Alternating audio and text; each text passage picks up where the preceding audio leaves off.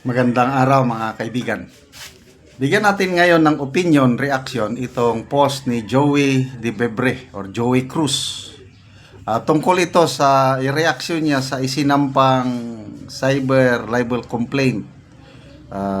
Isinampa ni Senator Risa Hontiveros laban sa kanila. Siyam pala sila nga DDS vloggers na sinampa ng kaso. Isa na itong si Joey De Bebre. Senator Hontiveros, sabi niya, should focus on answering the allegations of Michael Murillo. She, by implication, confirmed that he is the one and the same with alias Rene, who she presented in her committee hearings for his testimony against Pastor Kibuloy and the Dutertes. Why would her witness turn against her?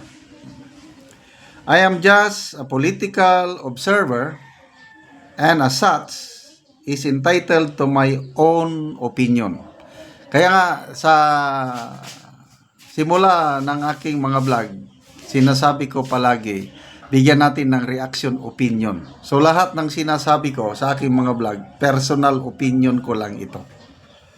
So katulad ni Joey De Bebre, yan, may personal opinion siya, entitled siya. Okay, sabi niya, my opinion is, the Senate in 20th Congress should investigate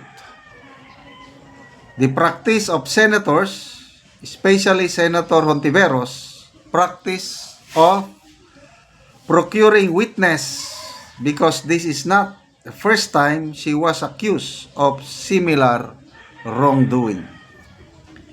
Stop harassment suits. Huwag kayo magpolitika kung ayaw ninyong napupunat. Mabigat ito. Okay, ito, isinare ni Joey De Bebre ang think post ito ni Senator Risa Hontiveros. Bago lang nga post. Basahin ko, Tagalog. Kasama din sa reklamo natin yung mga vloggers na sistematikong at dumagdag sa mga kasinungalingan tungkol sa witnesses, tungkol sa aking staff, at tungkol sa Senado. Ilan sa kanila ay sila. Bilangin natin na. Number 1, Crisette Chu, Teo Moreno, Trixie Angeles, Rob Rances, Jay Sonza, Sasasut, Joey Cruz, at Eric Celes. 8. Sa isang interview kanina, nabanggit din niya si Banat Bay.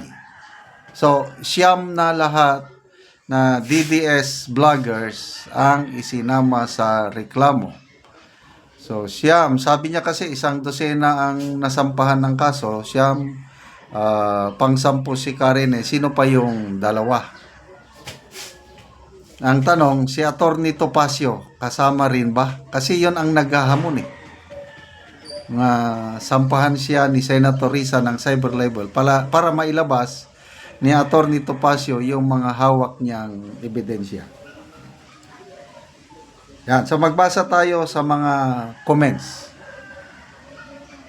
Yan, sabi ni Joey, partida yan, may bardahan pa ako with Maharlika on one side.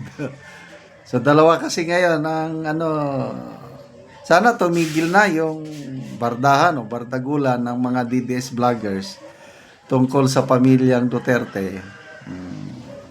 Sana lang, yun lang aking kahilingan. Tim Hachero, Risa, why not undergo a lie detector test to prove your innocence? Papayag kayang senadora? Palagay ko hindi. David Dizon, and what happens if complaints filed turn out to be invalid? Will the complainant be held accountable for false accusation and harassments? Edgar Orbistondo, Ethics Committee of Senate should investigate dito. So, yan nga ang opinion o suggestion ni Joey De Bebre yung Ethics Committee imbestigahan sa 20th Congress na. So, aabangan natin ito. I don't know, kasi sa House, ang alam kong rules dyan, anybody can file a complaint in the Ethics Committee. Kagaya si ex-Congresswoman Franz Castro, ang mga tribal leaders sa Davao nag-file ng ethics complaint sa Kamara. So wala nang, hindi na natin nakabalita anong nangyari. So dito ba sa Senado, pwede ba ang ordinary citizen mag-file ng ethics complaint sa isang senadora? Wala akong kalam-alam. So ang nababasa ko lang, sana may isang senador na mag-initiate ng reklamo laban dito. Ito, JB Zar, maybe she's trying to divert the issue. Alam, ano na itong issue na ito? Lumalala na, kay pinag-uusapan na talaga ng mainstream and social media. I don't know kung kailan ito titigil, kasi nga lalo na ngayon na nasama ang mga vloggers. Yung mga vloggers na yan, yung itatopic nila, i-content nila ngayon yan.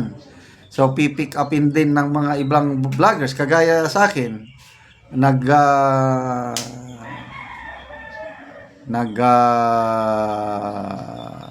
React si Sas.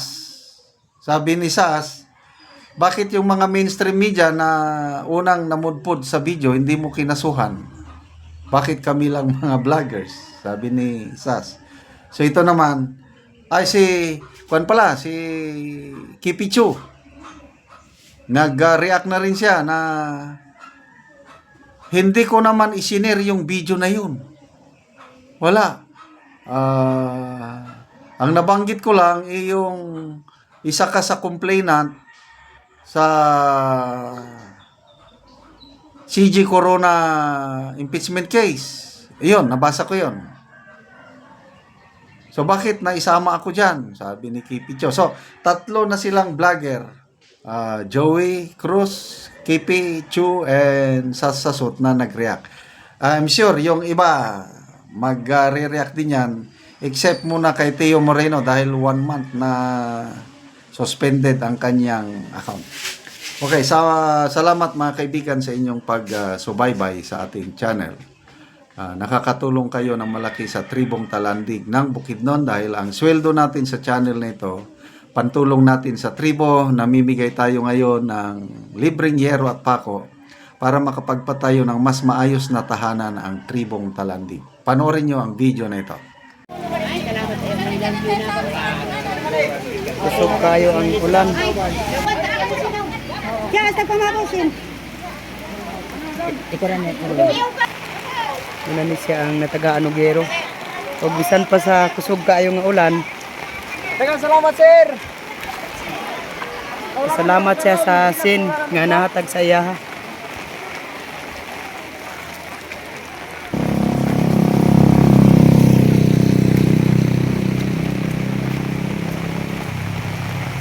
O karon abot na gid siya sa iyang ipatindog nga balay.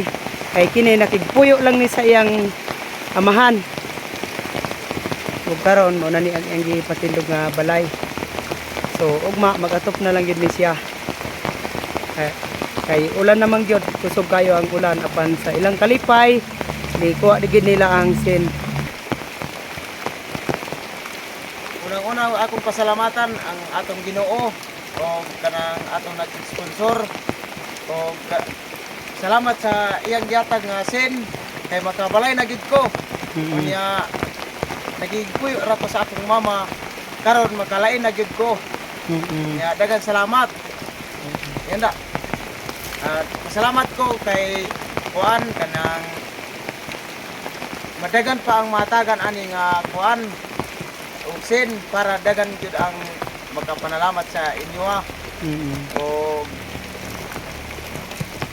kiran bisan pag ulan di ko agid nako ako sin kay excited kay mi. Na kaming tanan natagan diri sa sitio Gayton. Oo. So, salamat kayo. Salamat kayo, sir. Oh, salamat. Daghang salamat. Oo.